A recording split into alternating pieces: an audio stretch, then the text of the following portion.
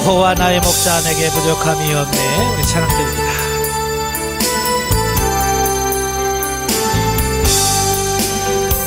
여호와 나의 목자 내게 부족 없네.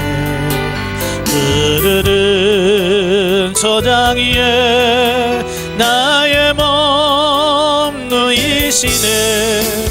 선한 목자 오 나의 목자여 생수가 넘치는 곳 난 인도하시네.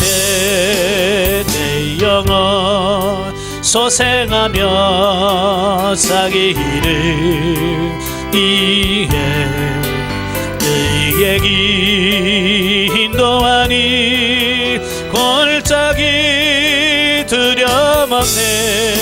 선한 목자 오 나의 목자여 생수가 넘치는 곳 날 인도하시네. 주님의 지팡이가 아니하네.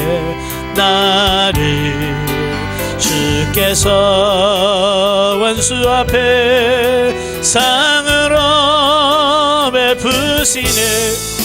선한 목자 오 나의 목자여 생수가 넘치는 곳 난 인도하시네. 기름을 머리 위에 바르시는 주님 평생의 선하심과 인자함 따르리니.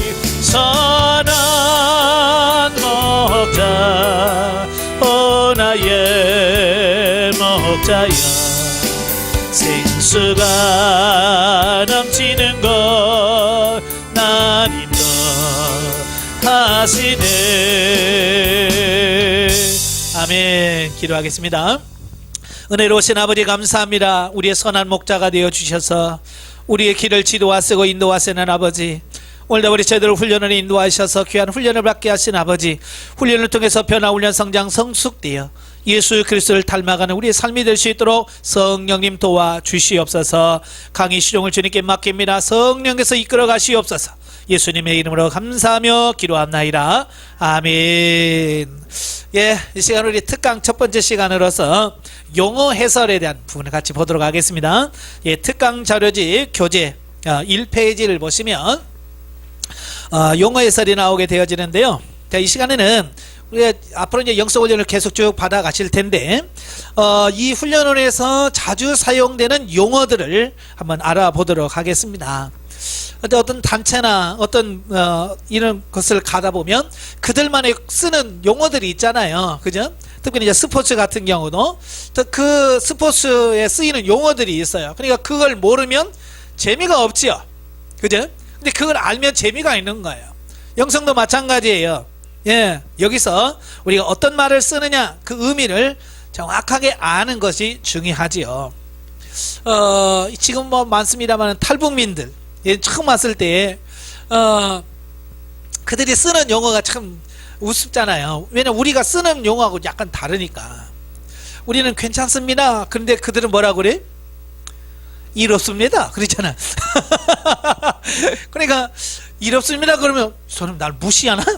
그 사실은 괜찮아요 라는 말인데 그 같은 이렇게 전혀 다르게 들린단 말이에요. 그러니까 그 말의 의미를 몰랐을 때는 오해할 수 있잖아요.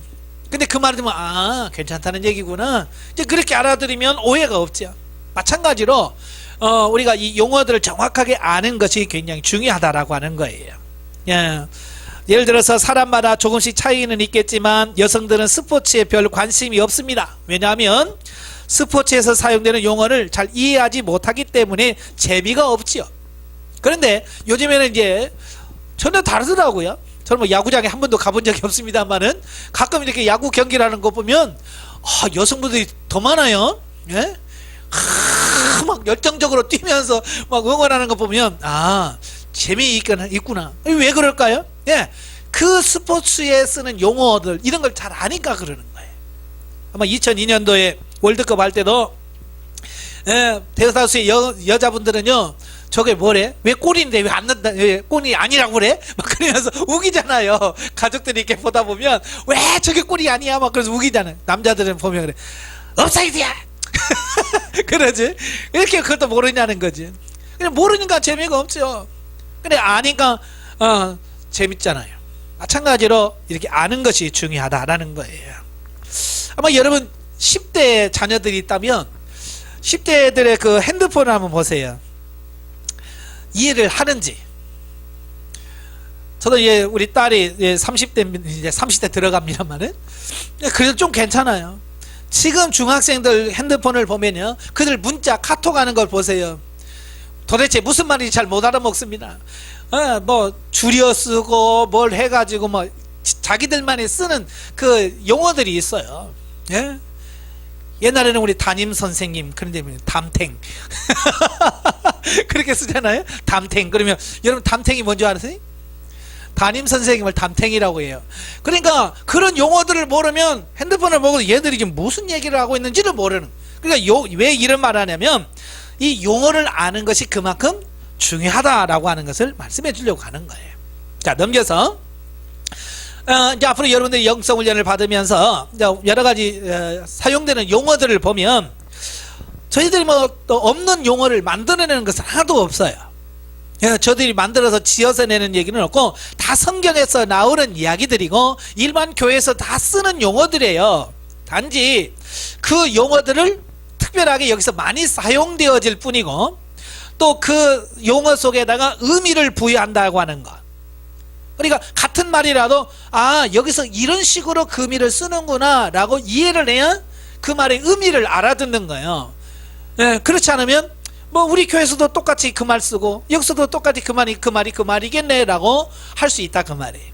그러니까 의미 부여가 뭔지, 그 말에 어떤 의미를 부여해 줬는지를 정확하게 아는 것이 중요하다라는 거예요. 이제 앞으로 이제 애굽이란 말도 나오고 광야, 가나안이란 말도 많이 나올 거예요. 그러니까 아마 훈련을 안 받으실 때로 애굽 모르는 사람이 있어요, 없어요? 가나안이 뭔지 모르는 사람 없잖아요. 다 알아요. 그런데 그 애굽이 정확하게 무엇을 의미하는지 그걸 정확하게 이해를 해야 앞으로도 애굽 단계 이야기하면 그런 거라고 이해가 될 수 있다 그 말이에요. 그래서 애굽이 무엇이며 광야가 무엇인지에 대한 정확한 이해를 하면 앞으로 강의 들을 때 훨씬 더 쉽다라고 하는 사실이죠. 이 사람들은 자꾸 뭘 만들어내고 거기다가 용어를 의미를 자꾸 부여하거든요. 그러니까 우리는 가나안 성도 그러면 뭐라고 생각해요? 가나안 성도 그러면 믿음이 좀 좋은 사람인가 이렇게 생각할 수 있죠. 근데 요즘에는 뭐예요? 가나안 성도 안 나가. 그 교회 안 나가는 성도들을 뭐 요즘은 거꾸로 해서 가나안 안 나가. 그래서 이 교회 예수님을 믿지만 교회 안 나가는 성도들을 호칭하는 부르는 용어가 가나안 성도입니다. 알고 계셨어요? 그러니까 같은 말을 쓰면서도 서로가 생각하는 게 틀리는, 받아들이는 게 틀리는 거예요. 그러니까 우리는 가나안 성도 그러면 믿음이 좋구나. 근데 그들은 가나안 성도, 교회 예수는 믿지만 교회 안 나가는 성도, 이게 전혀 같은 말인데도 이게 다르다. 이게 의미 부여가 어떤 걸 하느냐 이렇게 다르다고 말이에요. 그러니까 사람의 성장 과정을 설명하려면 우선 사람의 나이에 따라서 구분하게 되잖아요. 그죠? 그래서 사람들은 태어나서 엄마의 젖을 먹는 유아기죠. 젖을 먹는다 그래서 유아기예요. 그래서 좀 더 성장을 하면 유치부, 그래서 좀 더 성장하면 이제 초등학교, 좀 더 성장하면 이제 중등부, 고등부, 그다음에 청년부, 장년부 뭐 이렇게 나눠지잖아요. 자, 그래서 그것은 뭐예요? 그 사람의 나이에 따라서 하지만 신체적인 면과 정신적인 면의 성장을 따라서 이렇게 구분하는 거잖아요. 자, 영적인 영성훈련을 받다 보면 이제 저와 여러분도 영적인 단계에 대한 부분을 많이 할 거예요. 그래서 여러분의 단계는 어디입니까? 어디예요? 야, 이제 단계에 대한 말씀을 쭉 많이 할게 되겠는데요. 이제 크게 애굽 단계, 광야 단계, 가나안 단계라고 이렇게 나눕니다. 저희가 이렇게 세 단계로 구분하는 것은 제가 임의적으로 나눈 것이 아니라 성경을 배경으로 해서 나눈 거예요. 그러니까 사도 바울이 갈라디아서 4장 21절부터 26절에 보면 이런 말씀을 해요.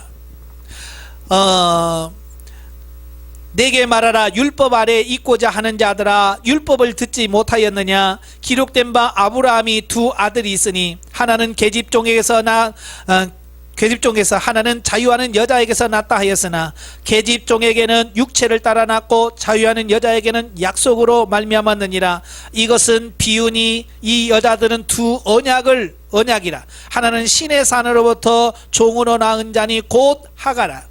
이 하가는 아라비아에 있는 신의 산으로 지금 있는 예루살렘과 같은 데니 저가 그 자녀들로 더불어 종노릇하고 오직 위에 있는 예루살렘은 자유하는 자니 곧 우리의 어머니라 라는 말씀을 하는 중에서 구약의 율법을 설명하면서 뭐라고 그래? 이것은 비유니라고 설명하고 있다. 비유다.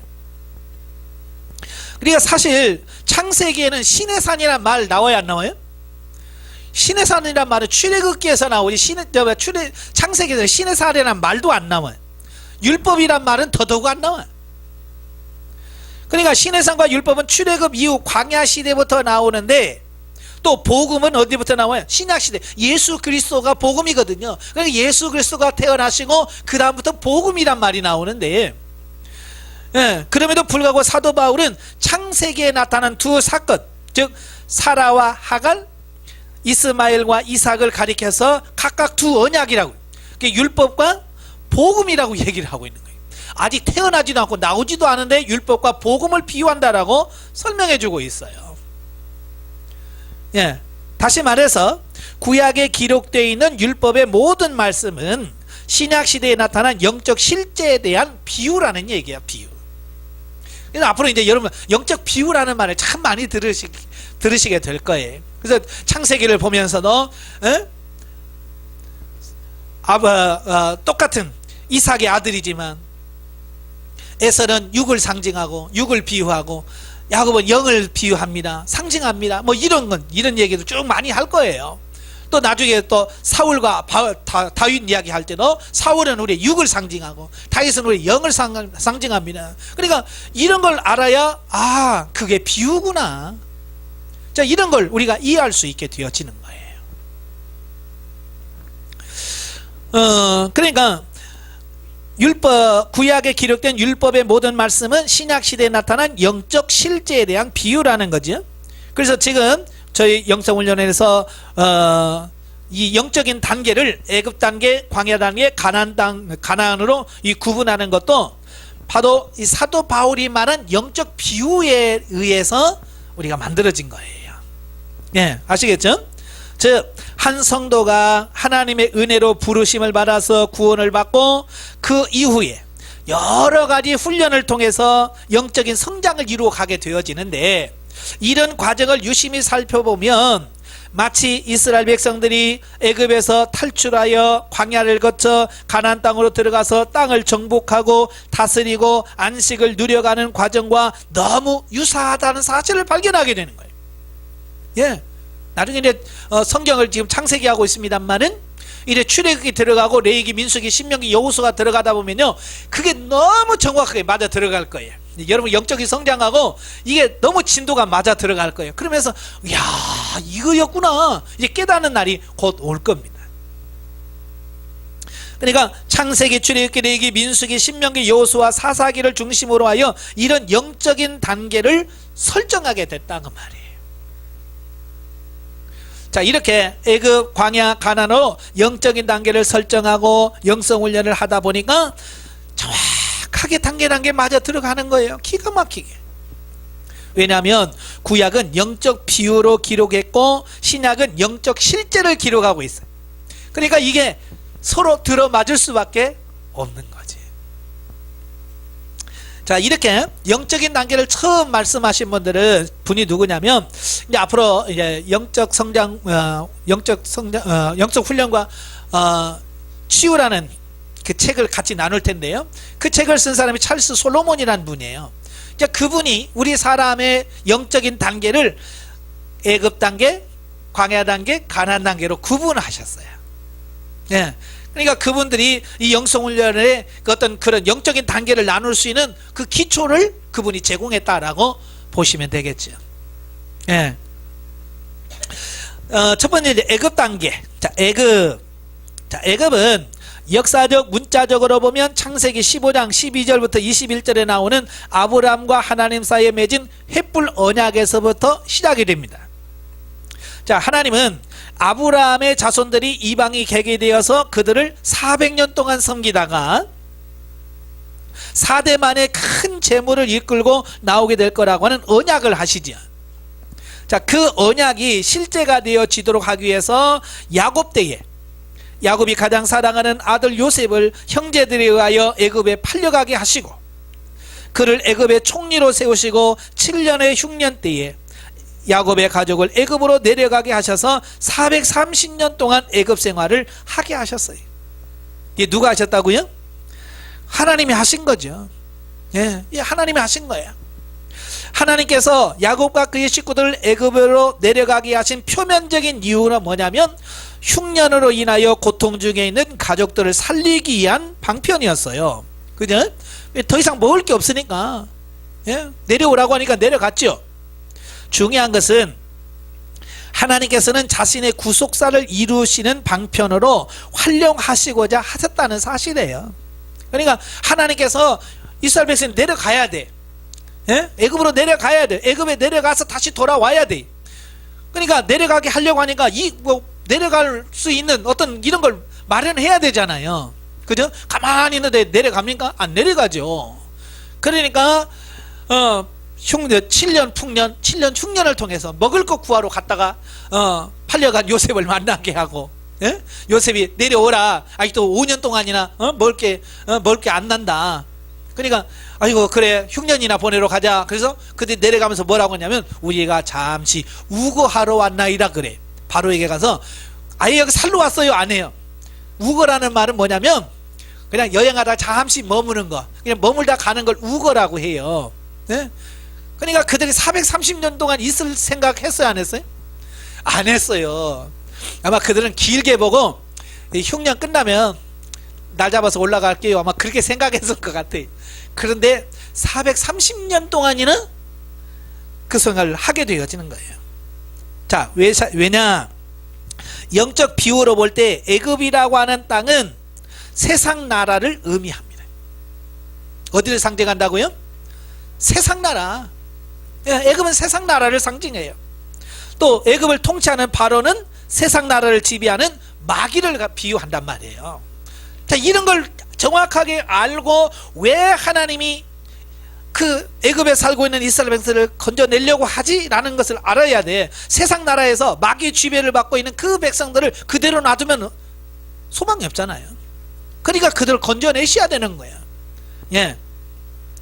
자, 우리가 일방적으로 구원을 받았다고 하는 말은 마귀가 다스리는 세상 나라에서 나와서 하나님이 다스리시는 현세 천국을 상징하는 가나안 땅으로 들어가는 것을 뜻한다.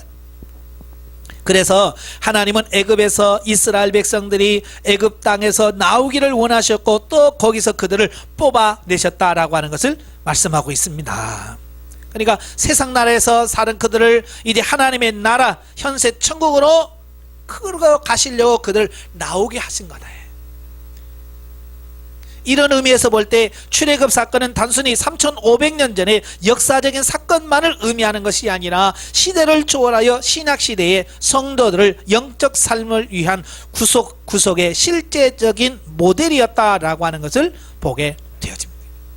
예, 실제 모델이에요. 죄 속에 사는 우리를 구원해 주시는 하나의 모델이라고 말해요. 모델. 이걸 정확하게 깨닫게 된 계기가 이거예요. 제가 서울에 훈련을 해서 강사로 있을 때 어느 여집사님이 저에게 와서 이런 질문을 했어요.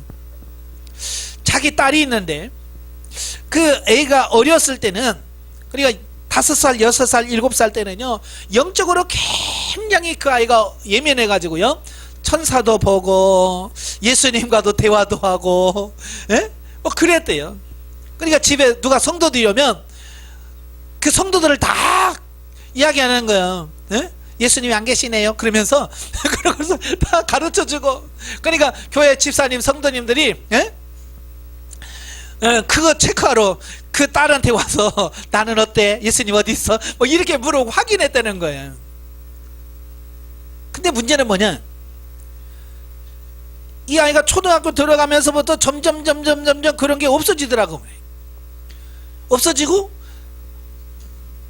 다른 애도 똑같아지면서 이제 예수님도 몰라보고 막 그러는 거예요. 이제, 예, 천사도 안 보인다고 그러고. 그러니까 이분 이제 걱정되는 거예요. 이러다가 좀 하나님 모른다 하면 어떡하지? 그런 두려움이 생기는 거예요.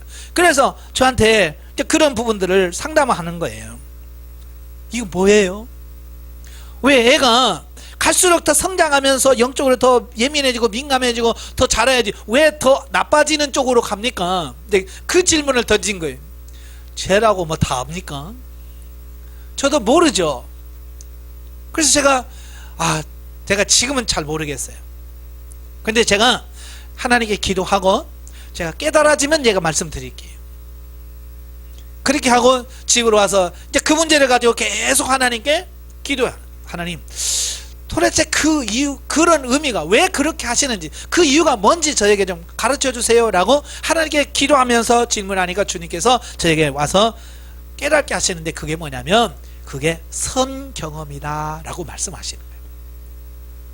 선 경험이라는 거예요. 그러니까 그 아이가 6, 7살 때에 그게 진짜 그게 뭐 믿음이 성장해서가 아니라 잠시 미리 앞으로 그 아이가 성장해서 누리게 될 영적인 부분들을 맛보기로 보여줬다는 거예요.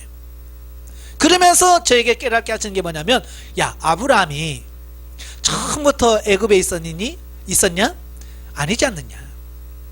아브라함, 이삭, 야곱 다 어디 있었다고요? 가나안 땅에 있었어요. 그죠? 아브라함, 이삭, 야곱이 가나안 땅에 살다가 그리고 나서 애굽으로 내려갔다고 말이에요. 하나님께서 이스라엘 백성들에게 이미 가나안 땅을 아브라함과 이삭과 야곱을 통해서 선 경험을 해주신 거예요. 그죠? 선 경험을 했어. 그러니까 애굽에 내려가서도 그 백성들이 늘 뭘 꿈을 꿔요? 선 경험했던 그 가나안 땅을 바라보면서, 아이고 우리도 언젠가는 가야 되는데, 그죠? 언젠가는 나를 가야 되는데 라는 생각들을 갖고 있어요. 그러니까 그 아이도 마찬가지인 거예요. 그러니까 미리 그 6, 7살 때 그런 것들을 뭐 천사를 보고 하나님과 예수님과 교제하고 뭐 이런 것들을 미리 경험한 거예요. 선경험. 마치 아브라함, 이삭, 야곱이 그 가나안 땅에서 맛보았던 것처럼. 그리고 그들이 죽고 나서 어디로 내려가요? 애굽으로 내려가는 거예요. 애굽이 뭐라고 그랬어요? 세상 나라예요. 불신, 영적으로 죽은 걸 말합니다. 그러니까 그 아이도 이 선경험에서 다시 애굽으로 내려갔다가 영으로 죽었던 것을 경험하고 어느 순간에 하나님께서 그를 영혼을 다시 거듭나는 중생의 과정을 거쳐서 다시 그를 건져내서 홍해를 건너게 하시고 광야에서 훈련시켜서 가나안 땅으로 이끄시는 그 모델을 정확하게 하나님께서 저에게 쫙 제시해 주셨어요. 하나님께서 이 비밀을 알게 하시려고 하나님께서 저에게 그렇게 그분을 상담하게 하셨군요 라고 깨닫게 되어지는 거예요. 그러니까 그 계기를 통해서 이 비밀을 선명하게 제가 깨닫게 되는 계기가 되었어요. 그래서 누구나 다 어렸을 때 아이들이 그렇게 뭐 영적으로 예민했던 사람들도 한결같이 다 어디로 가? 애굽으로 내려가. 애굽으로 내려갔다가 거기서 중생하는, 처음부터 가나안으로 바로 들어가는 사람 없더라 그 말이. 이해가 되시죠? 예. 그러니까 여러분도 이미 애굽에 있었어요, 없었어요? 예, 애굽에 있었잖아요. 애굽에 사셨잖아요. 그런데 주님께서 여러분을 불러내셔서 거듭나게 하셨고, 예? 홍해를 건너게 하셨죠. 그리고 나서 광야에서 훈련하고 계시잖아요. 그래서 여러분들이 처음 와서 상담 받으시니까 단계가 어느 단계였어요? 광야였잖아요. 광야. 이미 거듭나고 중생하는 건 나도 몰랐지만 하나님께서 언젠가 우리를 세상에서 불러내서 하나님이 자녀 삼아주셨어. 근데 이제 광야에도 말씀드리겠지만 그 광야가 뭔지 모르니까 광야에서 우리는 지금 30년 40년 동안 계속 광야에서 헤매고 있었던 거죠. 이때 광야 의미를 정확하게 이해를 해야 우리가 여기서 머물 때가 아니구나, 빨리 우리는 가나안으로 가야 되는 요걸 알아야 된다 그 말이에요. 아시겠죠? 자, 이런 의미에서 우리가 현재 애굽에 있다라고 하는 말은 이스라엘 백성들이 애굽에서 바로의 종이 되어서 갖은 고난과 고역을 하며 종살이를 하는 것처럼 죄와 사망의 법 아래서 종노를 하는 것을 의미하는 것이다. 그러니까 상담하면서 애굽입니다 라고 하는 말은 아직 거듭나지 않았어요. 지금 하나님은 당신을 구원하시려고 지금 물밑 작업하고 있는 그런 시기입니다 라는 말과 같은 거예요.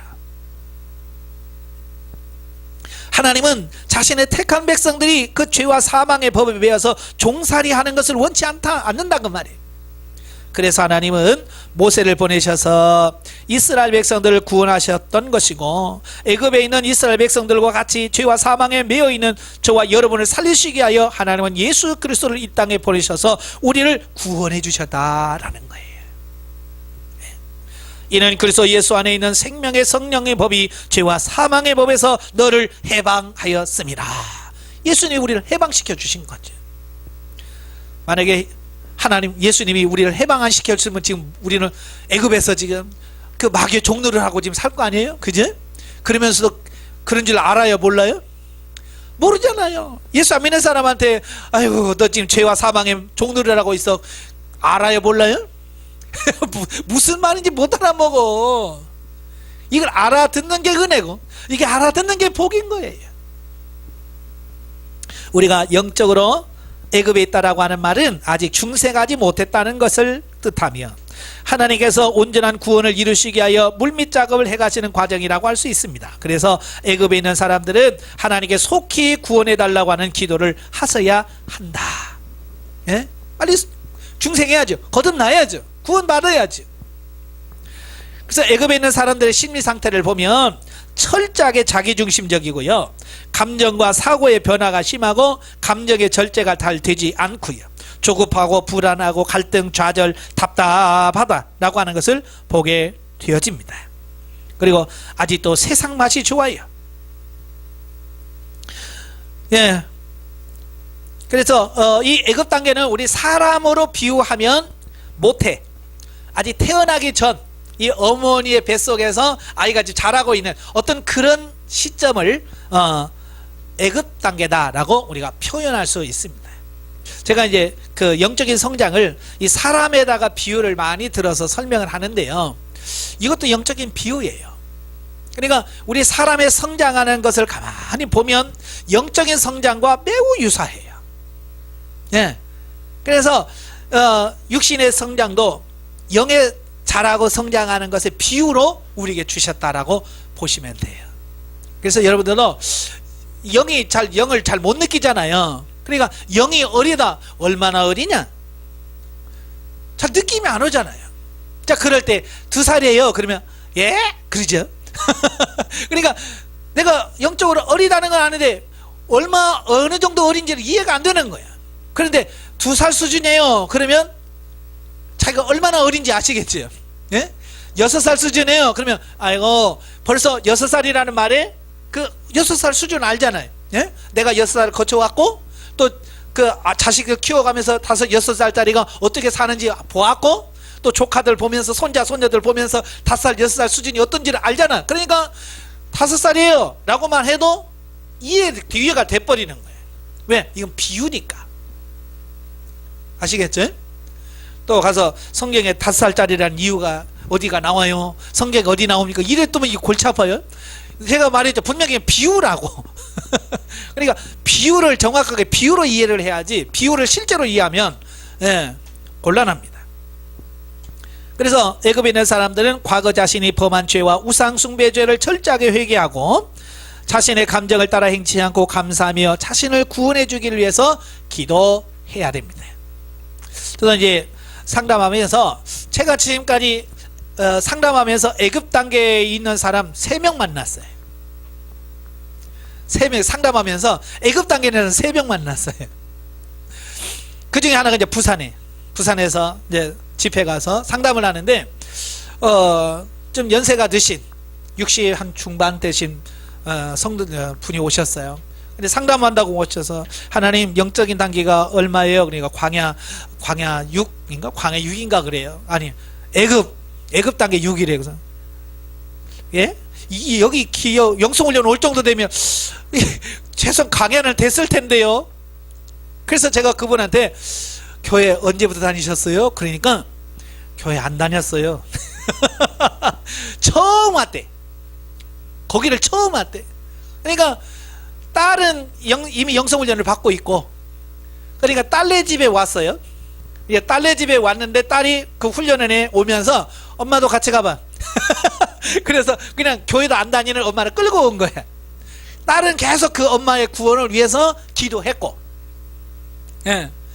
그러니까 상담한다고 하니까 제 자리에 앉혀놓고 상담하라는 거예요. 그러니까 애굽 단계 6이에요. 아직 거듭나지 않았어요. 아직 예수님이 누군지 몰라요.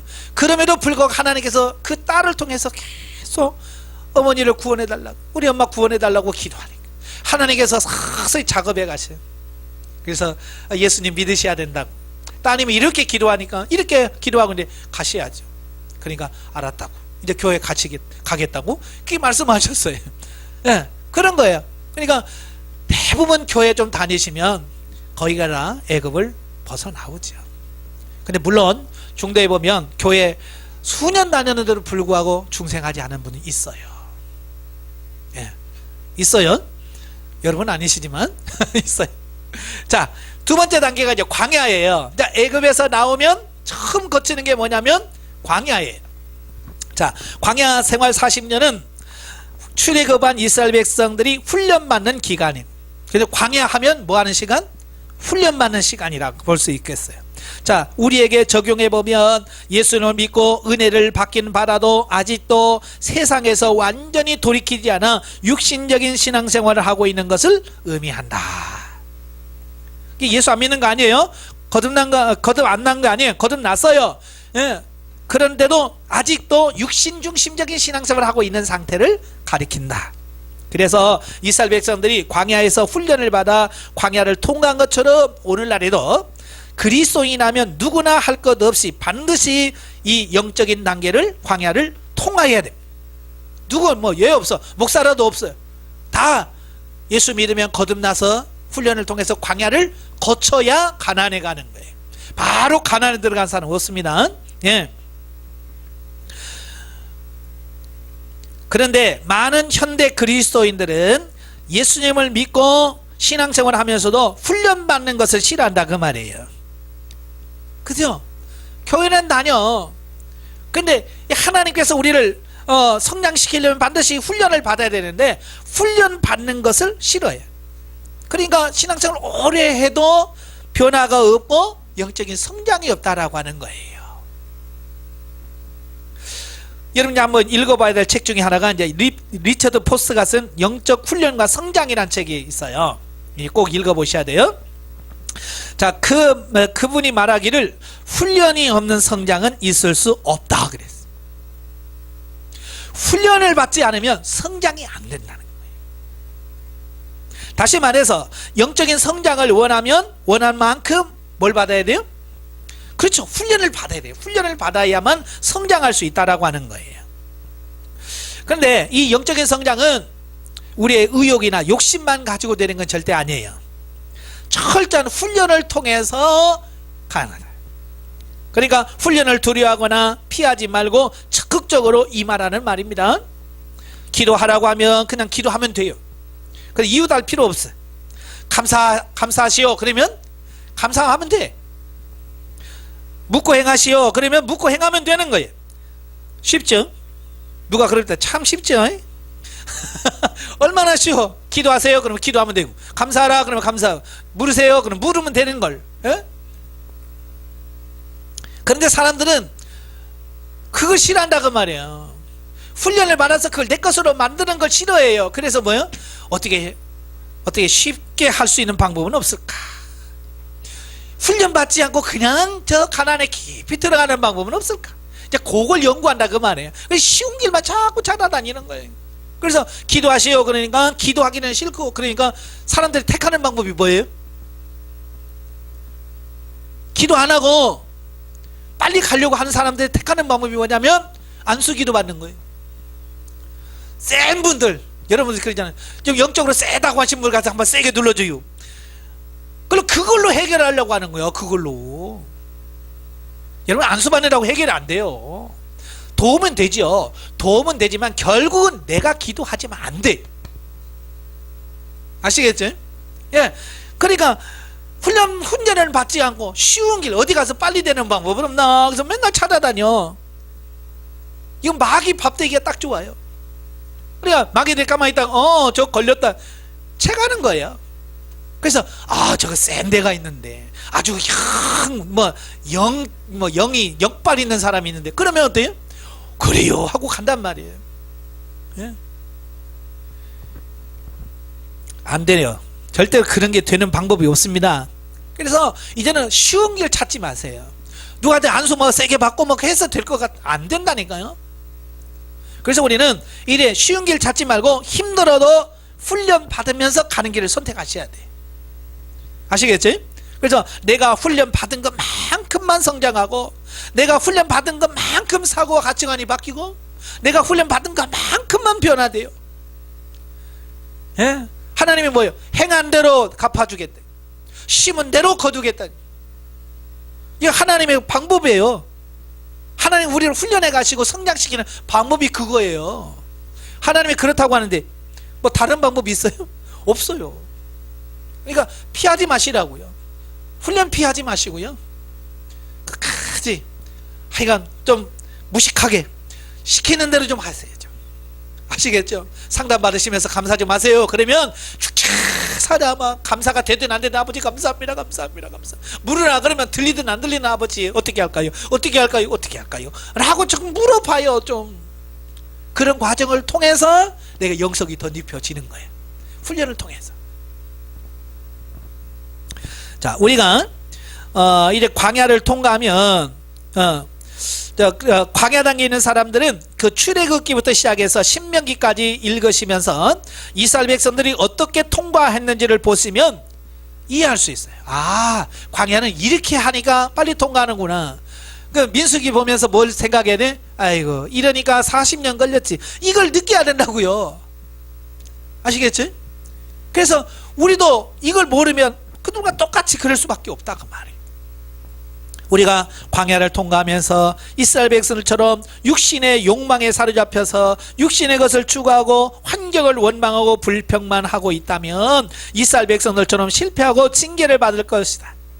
그러나 우리에게 주어진 환경을 바라보지 않고 역사하시는 하나님만을 의지하고 나아갈 때 속히 광야를 통과하게 될 거다. 그러니까 오늘 앉아가지고 줄에 앉아가지고 아이고 내 팔자가 어쩌고 금수저 흙수저 차지고 앉아있으면 우리 갓길 먹은 거예요. 아시겠죠? 열심히 달려가셔야 돼요. 이스라엘 백성들은 40년 만에 광야를 통과했어요. 그렇다고 해서 우리도 40년 걸리느냐? 아니라고 말이에요. 우리가 어떻게 하느냐에 따라서 그 기간이 길어질 수도 있고 단축될 수도 있어요. 무슨 말이 이해되시는? 그러니까 지혜로운 분들은 열심히 순종해서 빨리빨리 가. 그러니까 광야 생활을 얼마 안 걸리고 그냥 통과해 버리는 거예요. 근데 미련한 사람들은 어때요?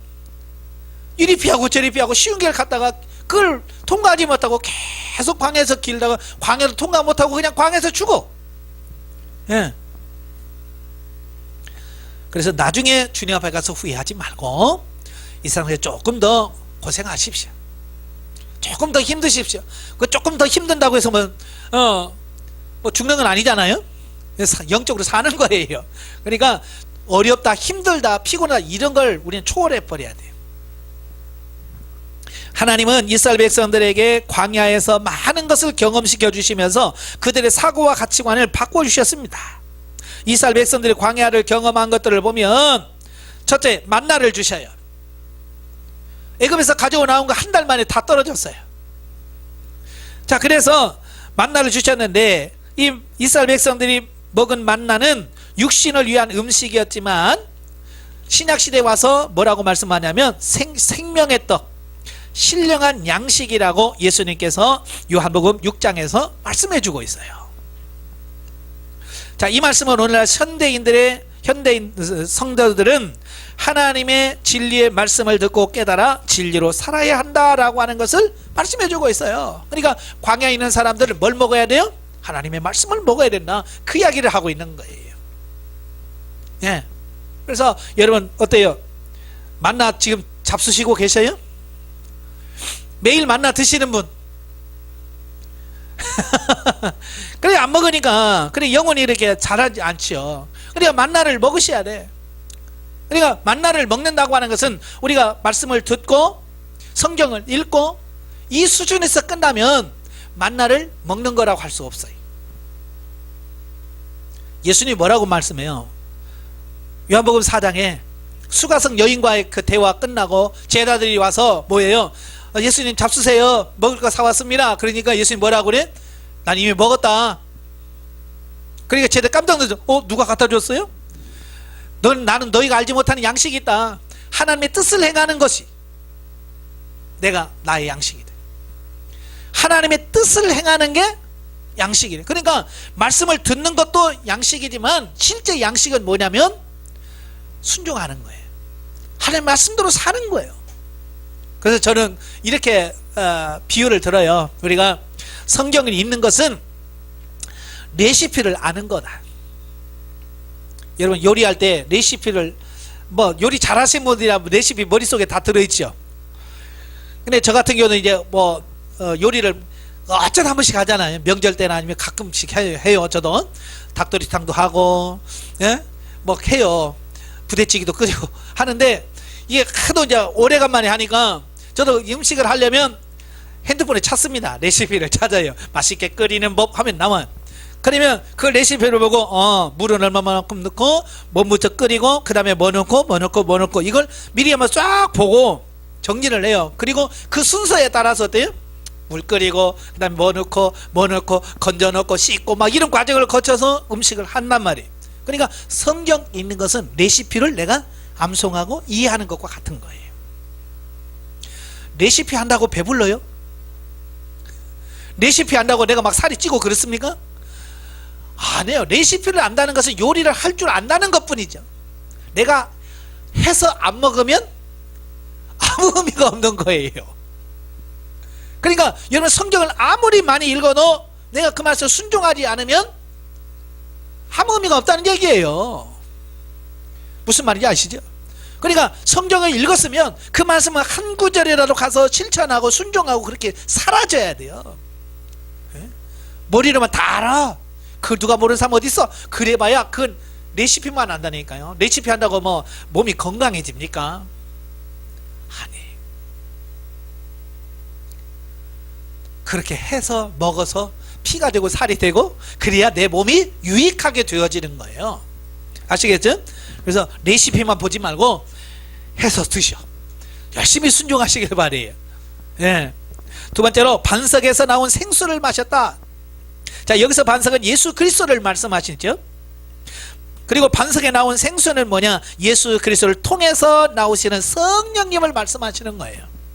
그래서 이스라엘 백성들이 물을 마셨다, 생수를 마셨다고 하는 것은 성령으로 영적인 갈증이 해갈받았음을 말하고 그 물을 먹고 마셨다고 하는 말은 성령으로 말미암아 살았다라고 하는 말이에요. 그러므로 이스라엘 백성들이 광야에서 만나와 반석에 나온 생수를 마셨다고 하는 것은 우리의 삶이 세상적이고 육신적인 것을 위해서 사는 삶이 아니라 말씀과 성령님을 통해 진리 안에서 진리적으로 살아야 한다라고 하는 것을 우리에게 교훈해 주고 있습니다. 그러니까 이런 걸 알아야 반석이 예수 그리스도고 생수는 성령님이시구나. 이스라엘 백성의 반석에 나온 생수로 살았지. 오늘도 우리가 성령 충만해서 성령으로 살아야지. 이걸 이해를 해야지. 반석에서 물 먹었다네? 좋았겠다. 그리고 끝나면 아무 의미가 없는 거예요. 우리가 지금 성경한테 그렇게만 했잖아요. 그죠? 그 다음에 율법을 받은 거예요. 자, 율법이라고 하는 것은 하나님의 백성들이 기본적으로 지켜야 할 법을 말하죠. 그래서 이것은 이스라엘 백성들에게 시내 산에서 율법을 주신 것을 영적 비유로 보면 하나님께서 자기 백성들의 마음속에 말씀을 심어 주신다는 것을 말씀합니다. 다시 말해서 하나님께서는 신약시대에 살고 있는 성도들이 말씀대로 살고 말씀대로 훈련받아서 참 하나님의 백성이 되고 현세 천국에서 하나님이 주시는 진정한 축복을 받아 누리는 영적 실제의 삶을 살게 하시려는 뜻이 담겨져 있다라고 하는 거예요. 그러니까 이스라엘 백성은 율법을 받아서 광야에서 그 율법대로 살았죠. 마찬가지 오늘도 하나님께서 우리의 마음에 법을 주신다 그 말이에요. 말씀을 주셔. 그러면 그 말씀을 받아서 그 말씀대로 순종하면서 사는 사람으로 저와 여러분이 가야 된다 그 말이에요. 아시겠죠? 그러니까 하나님의 법 말씀 아버지 어떻게 할까요? 그러면 하나님께서 주시잖아요. 그게 뭐예요? 율법이에요. 내가 행하라고 주신 법이에요. 그래서 그 말씀을 가지고 아멘 하고 순종하면 내가 살아. 네 번째로 성막을 주셔요. 성막은 곧 이스라엘 백성이 하나님을 만나는 장소요, 영적 비유로 보면 우리가 신령한 집으로 지어져야 할 것을 의미합니다. 자, 우리가 신령한 집으로 지어졌을 때에 삼위일체 하나님께서 내주내지하시고 내주내지하신 하나님과 영적인 교제를 풍성히 나누어 생명적인 삶을 살 수 있게 되어지더라라고 하는 사실이에요. 그러니까 광야 때부터 성막을 주셨어요. 그래서 내가 하나님 말씀에 순종해야 되는구나 깨달아지. 자, 광야를 잘 통과하려면 어떻게 하면 이 광야를 빨리 통과할 수 있지? 자, 첫째, 고난에 감사해야 된다 그랬죠. 아까 말했죠. 광야는 훈련 기간이라고 그랬죠. 그러니까 하나님께서 광야 기간 동안에 우리에게 어렵고 힘든 고통과 고난을 허락하신 이유는 뭐냐? 세상을 소망하며 달려가던 우리의 발걸음을 하나님께로 돌이키려고 하시는 뜻이 담겨져 있다 그 말이에요. 다시 말해서 우리 육신 안에 남아있는 애굽의 속성을 처리하고 세상의 욕망을 끊게 하시려는 뜻이 계시다. 그러므로 광야에 있는 분들은 먹고 마시는 육신의 일들은 하나님께 책임져 주실 것으로 믿고 오직 예수님 닮아가는 일에 전념하셔야 된다라고 하는 거예요. 그러니까 사람들은 고생을 해야 그걸 알아. 고생 안 하면 끝까지 그게 옳은 줄 알고 간다 그 말이에요.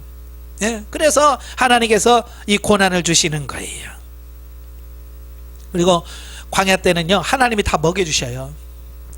여러분 일 안 하면 죽을 줄 알죠? 일 안 하고 놀아봐요. 굶어 죽던가요? 절대 굶어 죽지 않습니다. 하나님을 믿는 사람은요 하나님은 절대 안 굶어 죽이셔요. 근데 우리는 마치 일 안 하면 굶어 죽을 것 같아. 그래서 일 안 일하고 기도 안 해.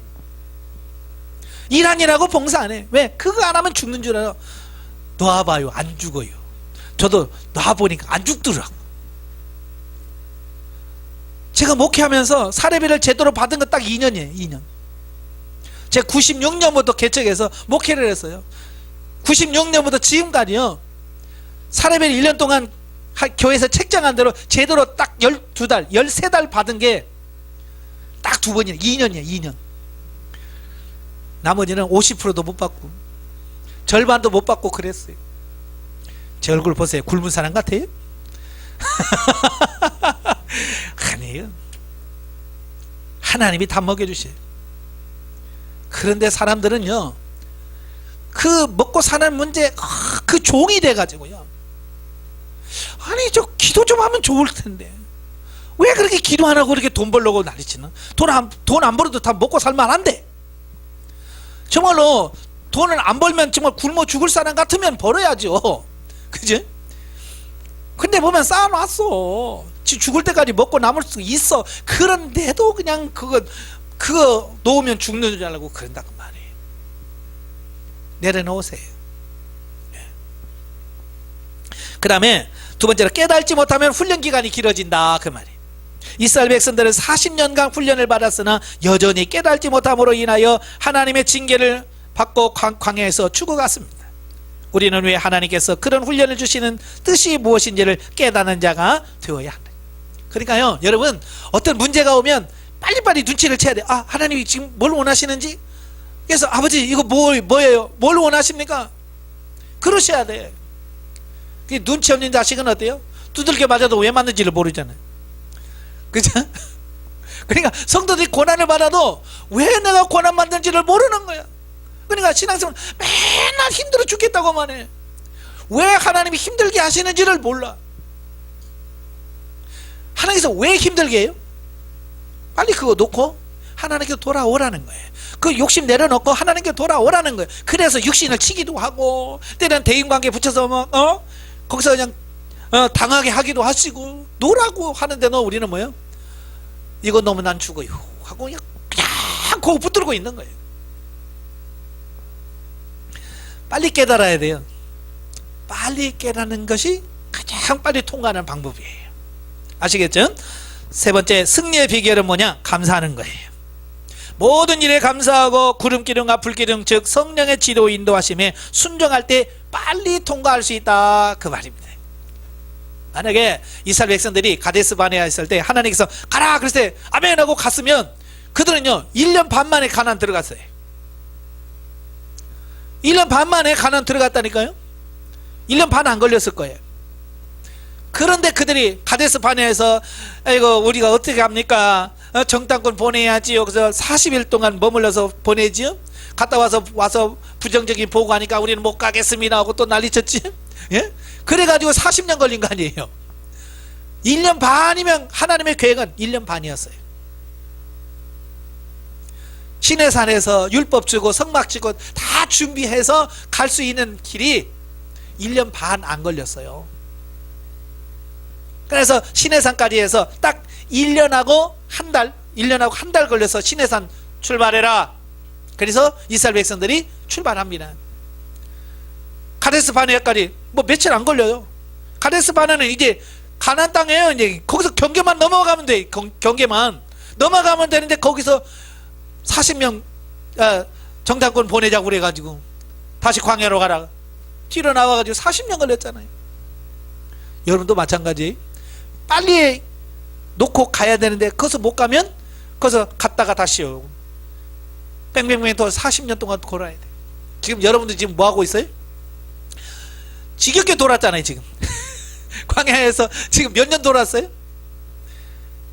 수없이 돌았을 거예요. 저도 제가 20살 때 중생을 경험했어요. 기도하면서 방언 받고 통역하면서 은사 받으면서 중생을 경험했어요. 야, 내가 정말 하나님의 자녀가 되었구나 확신을 가졌어요. 그리고 제가 광야를 몇 살에 통과했냐면 34살? 3살에 광야를 통과했어요. 그러니까 13년 동안을 내가 중생하고 13년 동안 광야에서 헤맸어요. 그동안 엄청나게 고난당했습니다. 제가 8년을 목발주고 살았다니까요. 그래도 제가요 얼마나 고집이 센지 못 놓았어요. 죽을 고생하면서 목산수까지 받아내느라 광야를 통과 못했어.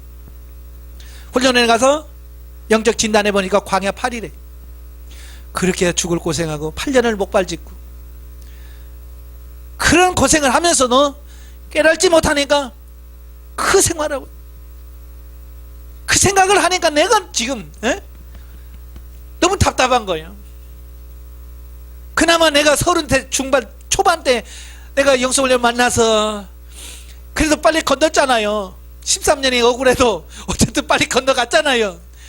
근데 40년을 50년을 평생을 신앙생활 하면서 여전히 광야에서 돌고 있는 성도를 보면 얼마나 불쌍합니다. 그래서 제가 영성훈련 하는 이유가 그거예요. 뭐 다른 거 바란 거 없어. 내가 영성훈련 시켜서 뭐 돈 받고 이거 의미 없어요. 그분들을 훈련시켜서 빨리 광야에서 맴도는 그들 가나안에 들어가서 하나님과 경험하고 체험하면서 하는 동행하는 삶을 살도록 하는 게 이게 너무 중요하다는 사실이에요. 그래서 이거 하는 거예요. 다른 거 없어요. 왜? 내가 그렇게 살아봤으니까. 내 생활이 얼마나 헛되다고 하는 거, 얼마나 고생했다는 걸 아니까. 하면서 또 고생할 걸 보니까 가슴이 아픈 거예요. 빨리 통과하시기를 바랍니다. 자, 광야 통과하면 어디라 그러냐면 가나안이 나와요. 자, 가나안은 애굽의 삶은 세상 나라의 삶이라고 한다면 광야 단계는 훈련받은 단계고 가나안은 삶은 현세 천국의 삶을 비유합니다. 이제 이걸 이해하셔야 돼요. 애굽은 세상 나라의 삶을 의미합니다. 그 다음에 가나안은 현세천국을 의미합니다. 이 현세천국이라고 하는 말은 우리가 비록 세상 나라에 살고 있기는 하지만 하나님의 통치 아래서 성령님의 지도 인도하에 살고 있다라고 하는 것을 의미합니다. 그러니까 몸은 비록 여기 살지만 나는 이미 이제 하나님의 그 천국의 통치를 받고 있다, 이제 그런 의미예요. 예. 구원받는 사람들은 한마디로 세상 나라와 천국 백성이라고 하는 이중국적을 갖고 있는 사람들입니다. 하나님께서 이스라엘 백성들을 애굽에서 나오게 하신 목적이 그들을 가나안 땅에 들어가게 하려는 것이었던 것처럼 오늘날도 하나님을 알지 못하는 우리를 부르시고 구원하셔서 바뀌시라는 광야 훈련을 시키신 이유는 바로 영적인 가나안, 현세천국에 들어가서 누리면서 사는 자로 만드시려고 하는 하나님의 특별한 계획 속에서 이루어진 거예요. 아시겠죠? 하나님 분명한 목적이 뭐예요? 가나안을 끄는 거예요. 하나님이 왜 이스라엘 백성들 애굽에서 나오라고 그랬어요? 그냥 광야에서 죽이려고? 아니에요. 적과 꼬리는 가나안 땅으로 인도하시려고 하신 거예요. 이게 하나님의 계획이야. 근데 이스라엘 백성들이 광야에서 못 가니까 너무 안타까워서 훈련시켜서 결국은 그들을 가나안 땅으로 들어가게 하셔요. 이게 하나님의 계획인 것처럼 영적인 것도 똑같다, 그 말입니다. 예. 이런 진리를 바로 알아야 우리가 신앙생활을 제대로 하는 거예요. 이걸 모르니까 사람들이 어때요? 광야에서 맨날 어떻게 하면 잘 먹고 잘 살지, 어떻게 하면 남부럽지 않게 떵떵거리면서 살 수 있을까, 여기다만 초점 맞춰서 맨날 하나님께 기도하면서 뭐예요? 하나님 돈 주시면 어디가 덧나시나요? 그러면서 맨날 돈 달라고만 그러고, 예? 부자 되게 해달라고 기도하잖아요. 뭐가 중요한지를 모르고 설령 그런 기도가 응답이 돼서 떼돈 벌어가지고 진짜 뭐 빌딩이 몇 채고 뭐 이렇게 살아서 뭐 살아도 하나님 앞에 가서 의미 없다니까요. 하나님은 뭐 내가 뭐 아파트 몇 채 갖고 있는 거 가지고 야 너 고생했다, 하나님 그럴 것 같아요? 하나도 하나님 그런 거 필요 없어요. 땅 몇 평 갖고 있는 그 의미 없어요. 천국에서는 내가 얼마만큼 예수 그리스도를 닮았는지 그게 중요한 거예요. 아시겠지? 예, 그래서 우리가 이런 것을 정확하게 알고 훈련을 받으셔야 된다라고 하는 것을 보게 됩니다. 예. 그래서 이제 가나안에 들어가게 되면 이제 광야의 삶과 많이 달라요. 예. 광야는 어찌 보면 열심히 일해도 소득이 별로 없는 단계. 그러나 가나안 땅에 들어가서 하나님의 말씀도 심고 거두면 그냥 심은 대로 거두어지는 그런 단계다라고 이렇게 볼 수 있겠죠. 그래서 발로 밟는 곳마다 내 땅이 되리라. 그래서 여러분들이 열심히 순종해서 하나님께서 이거 해라 네 하고 순종하면 바로 하나님의 상이 이 땅과 하늘에서 바로 직결적으로 이 땅에서 주어지고 하나님의 나라에 쌓이고, 얼마나 좋아요. 예. 자, 물론 가나안에 들어갔다고 해서 끝나는 건 아니에요. 가나안에 들어가서 어느 정도의 풍요와 안식을 누리긴 하겠지만 완전한 것이 아니기 때문에 여전히 많은 고통과 시련이 있게 되는데 많은 분들이 이것을 잘 이해를 못해요. 그래서 가나안에 들어가서 목사님 나는 가나안 땅 왔는데 왜 이렇게 힘들어요? 라고 질문하는 분들이 많아요. 예, 이스라엘 백성들이 가나안에 들어가도 여전히 불안한 삶을 살았습니다. 왜냐하면 이스라엘 백성들이 들어간 가나안 땅은 완성된 하나님의 나라가 아니고 현세천국이라 그 말이에요. 예수 그리스도를 통해서 가게 될 영원한 천국에 대한 영적 비유일 뿐이에요. 그래서 이스라엘 백성이 가나안 땅에 들어와서 뭐 평생도록 잘 먹고 잘 살았어요? 아니잖아요. 또 거기서 가나안 정쟁해야 되지요. 예? 또 뺏어야지요. 그래서 전쟁에서 승리하면 평화를 누리다가 지면 또 사사기에서 또 쫓겨다니고 엄청나게 그렇잖아요. 여러분도 마찬가지예요. 가나안 땅에 들어가면 여러분이 잘 살면 복을 받고 누려. 근데 또 엉뚱한 데로 가면 또 대적을 만나서 또 패해서 아이고 죽겠다 그러고 또 그러고 계속 그러시는 거예요. 언제까지? 하나님의 나라에 갈 때까지. 영원한 하나님의 나라가야 끝나요. 요한계시록에 새하늘과 새 땅이 와야 그때가 완성되지. 그 전에는 우리가 힘든 생활을 살 수밖에 없어요. 아시겠죠? 자, 그래서 이제 가나안 삶은 이제 크게 4단계로 나뉘어요. 1단계는 가나안 입성부터 길갈까지, 2단계는 이스라엘의 가나안 정복 과정을 말하고, 가나안 3단계는 정복한 땅을 분배하는 과정을 말하고, 가나안 4단계는 그 분배받은 땅에서 안식을 누리면서 사는 단계로 이렇게 나누어집니다. 예. 그러니까 이러한 과정을 통해서 성도 한 사람 한 사람을 세워가시는, 그걸 말해요. 마치 사람이 태어나서 유치원 가고 초등학교 가고 중학교 가고 고등학교 가고 대학교 거치면서 인생을 어떻게 살아야 되는지를 배워서 대학교 졸업하면 어떻게 해야 돼요? 이제 사회에 들어가서 일하면서 사회 일원으로서 살아가는 삶이 되어야 되잖아요.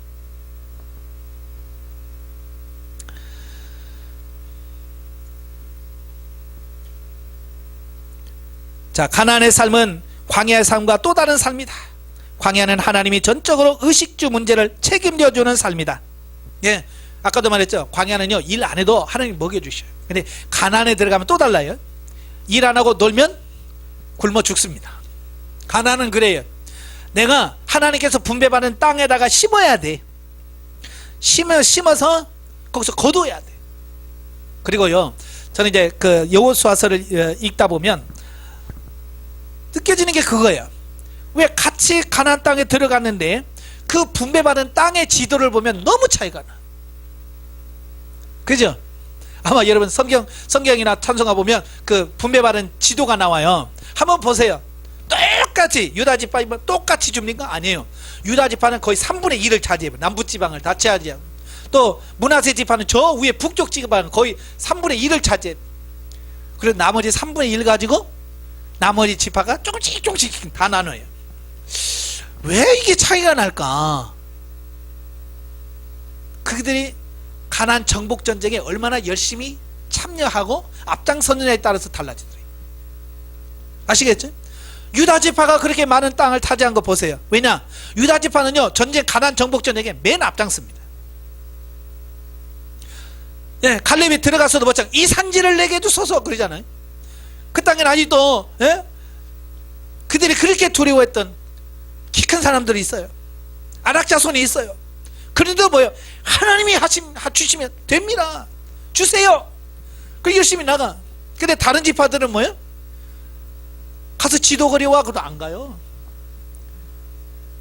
차지할 생각을 안 해요. 게을러. 여러분도 마찬가지예요. 이제 앞으로 여러분들이 얼마나 부지런하느냐. 새벽에 일어나서 피곤하도 가서 기도하면서 몸부림친 사람은 돼. 근데 피곤하다고 안 하고 뭐 하다고 안 하고 그래서 기도 안 하고 자꾸 게으르면 그만큼 안 될 수밖에 없어요. 시몬 지파 같은 경우는 어떻게 됩니까? 나중에 자기 땅도 못 차지해요. 그래서 땅도 못 차지하고 있으니까 여호수아 유다 지파를 불러가고, 야, 니네 땅 너무 많지. 시몬 지파 얘도 좀 어떻게 좀 살게 해줘봐. 그래서 시몬 지파가 유다 지파가 얻은 땅에서 더부살이 했어요. 새빵살이 했다니까요. 여러분들 누구한테 새빵살이 하실 거예요? 영적으로? 아니잖아요. 최선을 다하시길 바래요. 아시겠죠? 그러니까 대충 하면 여러분 똑같아요. 나중에 후회한다고요. 그러니까 지금 훈련 받을 때요, 열심히 하십시오. 예. 그래야 나중에 여러분들이 주님으로부터 상이 있어요. 자, 12페이지에 보시면 이스라엘 백성들이 가나안 땅에 들어가서 가나안 땅에 사는 7 족속들과 31명의 왕들을 정복하는데, 가나안 7족속과 그 31명의 왕들은 뭘 가르치느냐? 우리 자신 속에 있는 육신의 속성과 죄악성, 인간성, 그리고 옛 가치관, 고정관념뿐만 아니라 세상 중심으로 살려고 하는 여러 육신의 속성들을 비유하고 있다라고 하는 거예요. 그러니까 이스라엘 백성들이 가나안에 딱 들어갔는데 가나안 7 족속도 이미 딱 자리 잡고 있어요. 왕이 몇 명이에요? 31명이에요. 그러니까 이게 뭐냐면 이 안에 자아가, 왕 같은 자아가요, 이 얼마나 많은지. 비유적으로 31명이나 왕이 있다니까. 그래서 자존심이 왕 노릇 하지. 예? 어떤 교만이 왕 노릇 하지. 어떤 건 막 물질에 욕심이 왕 노릇 하지. 왕이 많으니까 어때요? 삶이 개판이죠. 그렇잖아요. 그래서 어떻게 해요? 그걸 쳐서 몰아내고 처리해야 돼. 그러니까 우리가 처리된 것만큼 누려져요. 여러분 아시겠죠? 여러분 처리된 것만큼 누려져요. 그냥 많이 처리하시길 바래요. 그래서 이스라엘 백성들이 그들의 지도자인 여호수아를 중심으로 하여 진리의 말씀을 따라 정복해 가듯이 우리도 우리 자신을 정복해 가야 할 것이다. 이게 원인을 다른 데서 찾지 마세요. 모든 원인은 내 속에 있어요. 내 안에 있어요. 성질 나는 거 누구 책임이에요? 누구 문제예요? 예, 내 안에 혈기가 있기 때문에 혈기가 나오는 거죠. 근데 우리는 대부분 다른 사람한테 원인을 찾아요. 그래서 남편을 맨날 저 사람은 나를 화나게 하는 사람, 나를 열받게 하는 사람, 그래서 남편을 막 비호하는 거예요. 아니에요. 내 안에 혈기가 없으면요, 혈기 안 나옵니다. 내 안에 미움이 없으면요, 내 앞에서 무슨 짓을 해도 안 미워요. 왜 내 안에 미움이 없는데 왜 나와? 그죠? 근데 내 안에 혈기 있으면요, 웃는 사람 앞에서 성질 낸다니까. 왜 웃어요? 그러잖아. 그렇잖아요.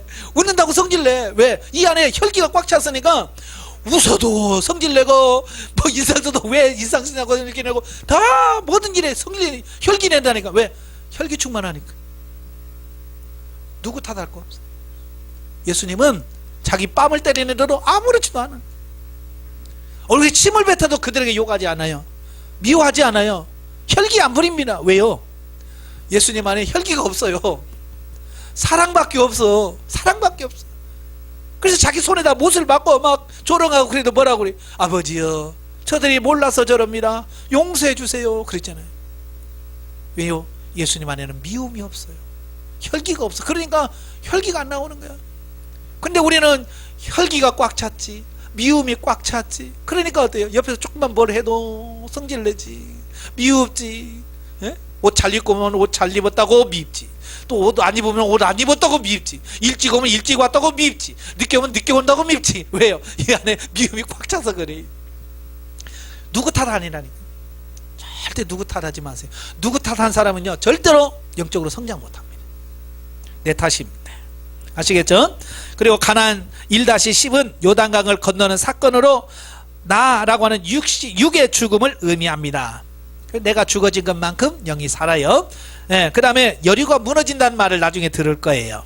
가나안 2-5 되면 여리고가 무너지는데요. 가나안 2-5에서 일어나는 현상으로 여호수아 6장을 배경으로 하고 있습니다. 여리고는 가나안 땅으로 들어가는 관문의 위치한 곳으로서 여리고를 정복해야만 가나안에 들어갈 수 있는 아주 중요한 부분이에요. 예, 그러면 여리고는 뭐냐? 우리가 영적으로 성장하는 데 있어서 최고의 방해가 되는 어떤 요소들을 말합니다. 그러니까 여러 가지가 다 방해가 되겠지만 특별히 이 영적인 성장에 방해되는 어떤 것이 딱 있어요. 그게 여리고예요. 어떤 사람은 게으름, 어떤 사람은 혈기, 어떤 사람은 돈에 대한 욕심, 이런 게 있어요. 어떤 사람은 사람을 너무 의지하는 것, 예, 그런 게 딱 있어요. 그래서 그래서 딱딱 걸려. 뭐 하다가 딱 거기서 걸리지. 거기서 걸려. 그래서 더 이상 진전이 없어요. 무너뜨려야 돼. 그러니까 하나님께서 그때 딱 무너뜨릴 것이다, 그 말이에요. 아시겠지? 그래서 여리고를 무너뜨릴 때 보면 이래 사람마다 다 틀려요. 기질마다 조금씩 틀리고요. 그러니까 여리가 왕창 깨진 사람들은, 아주 독특한 성격을 가지신 분들은요, 와장창 깨집니다. 예? 그래서 막 심한 사람은 막 사업이 망하기도 하고, 막 부도가 나기도 하고, 예? 병원에 실려가기도 하고, 막 그래요. 예? 왜냐? 워낙 강하니까, 하나님께서 강하게 치니까 그럴 수밖에 없어요. 그리고 그 여리고를 통과하면서, 내가 하나님을 섬기고 영적 성장하는데 이게 문제였구나, 그걸 발견하는 순간이 뭐냐? 그게 여리고 사건이에요. 자, 그리고 이제 여리고가 무너졌다라고 하는 말은, 여리고가 이제 무너뜨리는 것은 내가 하는 게 아니라 하나님이 하시는 거예요. 이스라엘 백성들이 뭐라고 그래? 하루에 한 바퀴씩만 돌아라. 그리고 마지막에 소리 질러라. 그럼 내가 무너뜨리겠다. 그렇죠? 우리는 순종만 하면 되는 거예요. 예. 그리고 뭐라고 말하냐면, 여리고를 무너뜨린 후에 여호수아가 그러죠. 다시는 여리고성을 다시 세우지 마라. 그래서 터를 닦을 때 마다들이 죽고 문을 달면 말제가 죽으리라 그러죠. 저주를 내렸어. 왜 여리고를 세우면 안 되느냐? 왜 그래요? 그렇죠. 육신을 무너뜨리는, 다시 육신으로 세우면 안 되잖아요. 그죠? 다시 세우면 안 되는. 그래서 하나님께서는 다시 세우지 마라. 무너진 자아를 다시 세우지 말라라고 말씀해 주고 있는 거예요. 근데 가끔 보면 무너진 자아를 다시 쌓는 분들이 자꾸 많아요. 예? 그래서 무너진 자존심 다시 회복시키고 막 다시 이렇게 하는 분들이 있고요. 그러시는데 그러지 마십시오.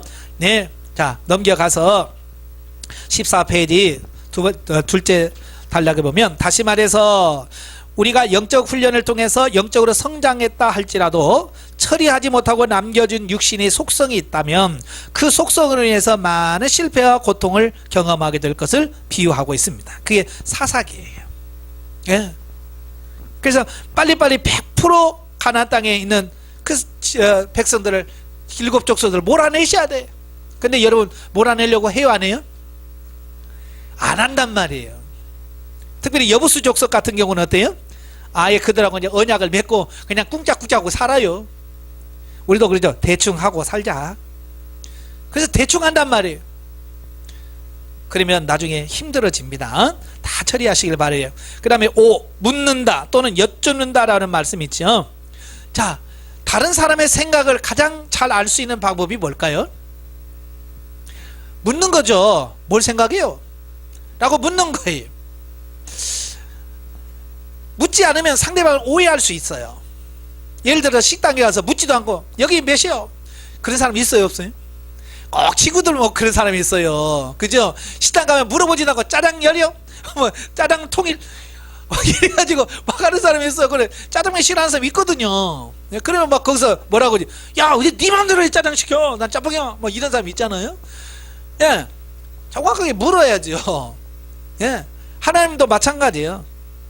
하나님 우리 인간을 창조하실 때에 영혼, 몸의 단계를 거쳐 하나님의 뜻에 순종하는 전인적인 사람으로 만드셨어요. 그죠? 그러니까 우리가 타락하지 않았다면 우리는 문제가 없어요. 근데 타락하고 나서는 이제 영이 죽었잖아요.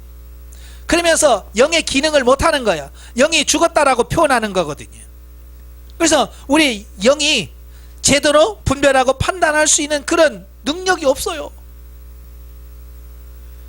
우리가 영이 살아나도 마찬가지. 그래서 우리가 늘 아버지 어떻게 할까요? 주님 어떻게 할까요? 라고 물어서 하나님께서 말씀하신 대로 순종해가는 그런 삶이 필요한 거예요. 아시겠죠? 그래서 여러분들도 계속해서 하나님께 물으십시오. 예? 뭘 할까요? 어떻게 할까요? 왜냐하면 내가 하나님께 묻지 않으면 하나님의 뜻을 정확하게 우리가 알 수가 없어요.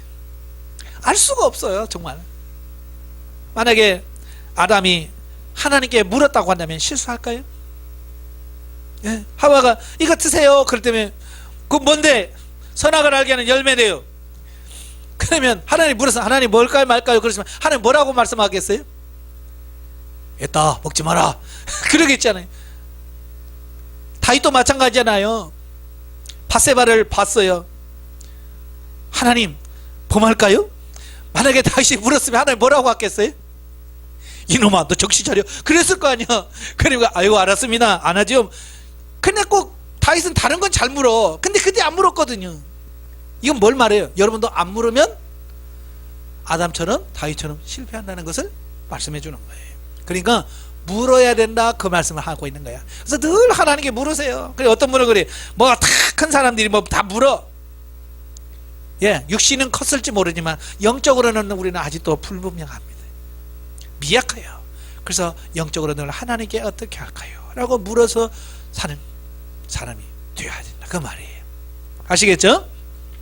자, 그 다음에 이제 성장, 성숙이라고 하는 말이 있어요. 이제 앞으로 계속 막 성장해야 됩니다, 성숙해야 됩니다, 이런 말 많이 들을 거예요. 그냥 성장은 어떤 외적인 부분으로 육체가 나이에 맞게 성장하는 것을 의미한다면, 성숙이라고 하는 말은 내면적인 부분으로서 신체 성장에 걸맞는 정신과 인격이 갖춰야 된다고 하는 말을 하고 있습니다. 그러니까 사람도 그러잖아요. 몸은 컸는데 정신이, 인격이나 이런 게 안 크면 뭐라 그래? 너는 이렇게 철딱서니가 없냐? 언제 철들래? 그러잖아요. 그죠? 예. 반대로 육이 안 크면 더 언제 클래? 또 빨리 먹어, 많이 먹어, 뭐 그러잖아요. 그러니까 육체적으로도 성장해야 되지만 내면적인 부분도 성장해야 돼요. 그래서 내면적인 부분은 성장이라고 하지 않고 성숙이라고 그래요. 보통 보면 철들었다, 그건 성숙을 의미하거든요.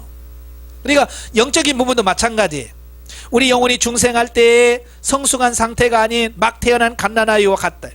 그래서 갓 태어난 아이가 성장하고 성숙해 가는 것처럼 우리의 영도 성장 성숙해 가야 된다라고 말씀해 주고 있습니다.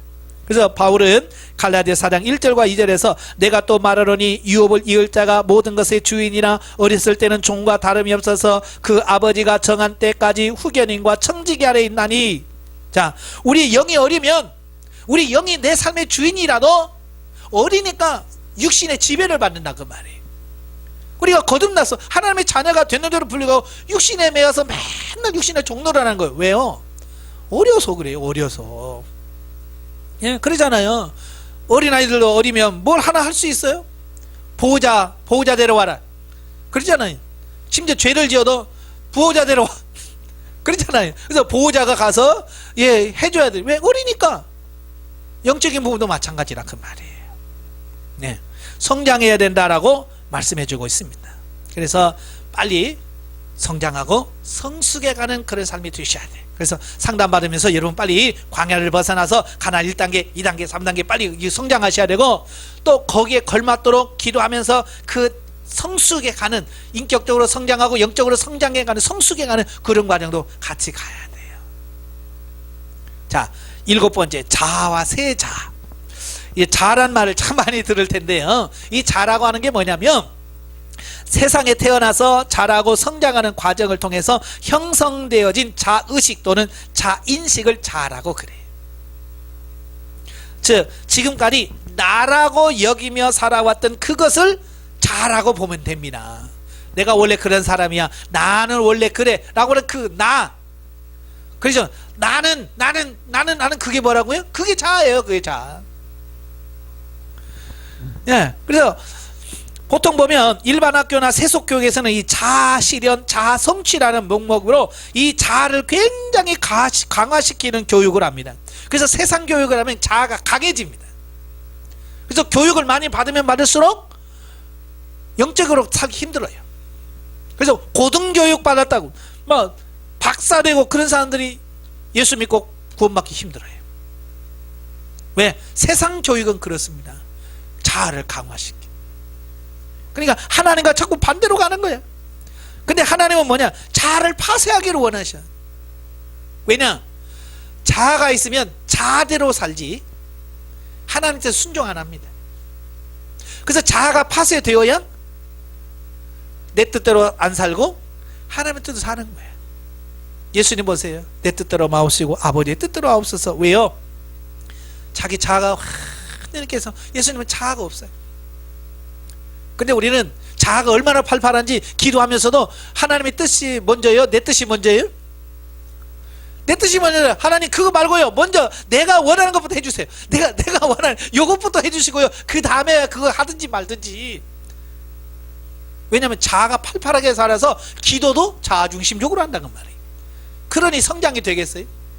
그래서 하나님께서 자아를 파쇄하기를 원하시더니, 그래서 오치만이 가서 자아 파쇄와 영의 해방책을 읽어야 돼. 그래서 왜 이거 자아가 파쇄되는지를 알아야 돼. 아시겠죠? 새 자아란 뭐냐? 중생한 영을 말합니다. 중생한 그 영이 진정한 나예요. 그 영이 또 성장해 가면서 성숙해 가면서 영이 중심의 삶을 살아가면서 형성되어진 자아를 말합니다. 예, 영도 성장하면서 또 다른 자아를 또 형성해요. 예, 그러면서 이것도 성장해 가면서 또 폭이 넓혀지고 더 깊이가 달라진다라고 하는 거예요. 자, 그 다음 마지막에 내주, 내재라는 말입니다. 내주, 내재.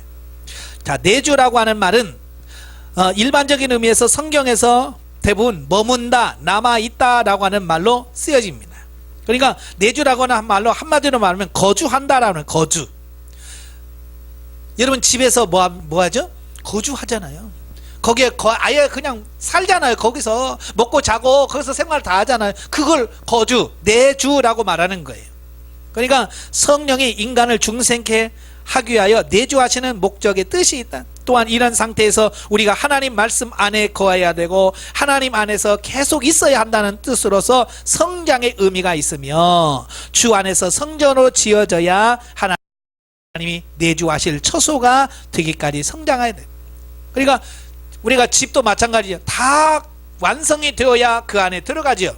그죠? 마찬가지로 내가 내 신령한 집으로 건축이 되어야 삼일째 하나님이 내 안에 들어오신다는 그 말이에요. 그러니까 신령한 집을 빨리 공사해야 되겠죠. 그 내 죄는 뭐냐?